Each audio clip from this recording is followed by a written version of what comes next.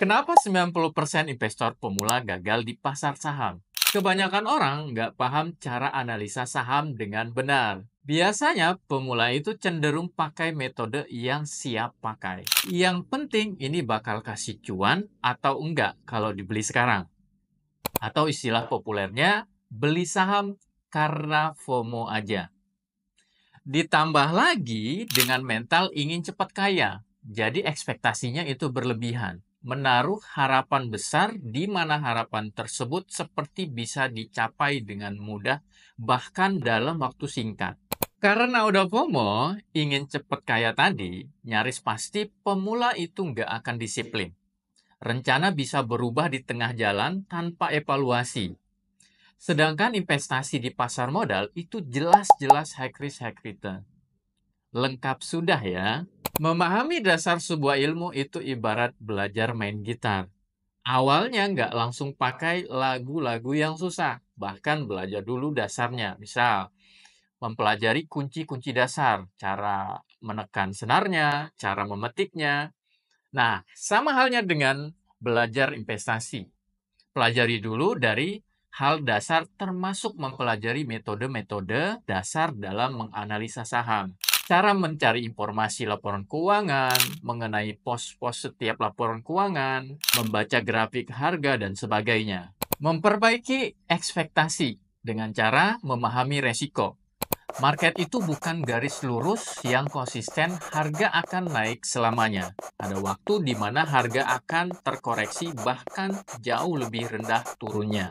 Kalau udah melalui step di atas, tinggal sejauh apa kita mampu konsisten. Baik itu belajar mengejar pemahaman yang lebih luas atau disiplin terhadap keputusan investasi kita. Nah, sebelum memulai berinvestasi saham, wajib pelajari ilmu dasar yang akan membantu kita memutuskan di saham yang mana. Bayangkan, sebuah bangunan. Pertama kali proses konstruksi pasti pondasi. Pondasi ini yang akan menopang berat bangunan tersebut. Belum lagi kalau terjadi guncangan gempa atau resiko lainnya. Nah, begitu juga dengan investasi saham. Tujuannya, analisis ini untuk mengevaluasi kondisi perusahaan saat ini dan memproyeksikan kemampuan perusahaan bertumbuh di kemudian hari. Setidaknya ada dua metode dasar yang umumnya digunakan oleh investor atau trader. Pertama, analisis fundamental. Fokusnya ke hal-hal dasar perusahaan yang dapat mempengaruhi nilai saham dalam waktu panjang. Misalnya laporan keuangan. Ini semacam rapot kalau kita sekolah. Catatan perkembangan proses belajar. Sama halnya dengan laporan keuangan. Perusahaan menyajikan laporan keuangan perjalanan perusahaan dalam periode tertentu. Biasanya ada laba rugi, neraca, dan arus kas. Terus bisa pelajari juga faktor dari luar perusahaan. Misal perubahan arah kebijakan pemerintah di dalam industri tersebut.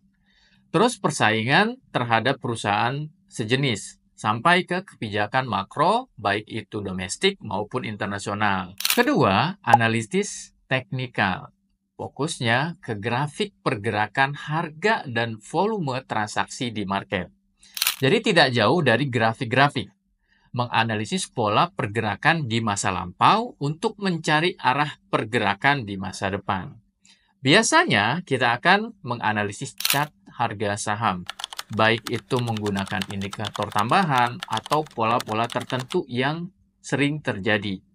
Misal, indikator stokastik, Bollinger Band, sampai pola double top, triangle, dan sebagainya. Nah, berinvestasi saham itu bukan sekali tarikan gas sampai tujuan. Di dalam prosesnya ada rintangan yang akan muncul. Bukan juga menaiki anak tangga biar cepat sampai kita jadi melangkahi banyak anak tangga demi mempercepat ke anak tangga terakhir. Jadi, mulailah dengan komitmen memperbanyak pengetahuan dan disiplin. Karena market itu dinamis, tidak bergerak lurus ke atas ya. Stop nunda-nunda, belajar saham dari sekarang.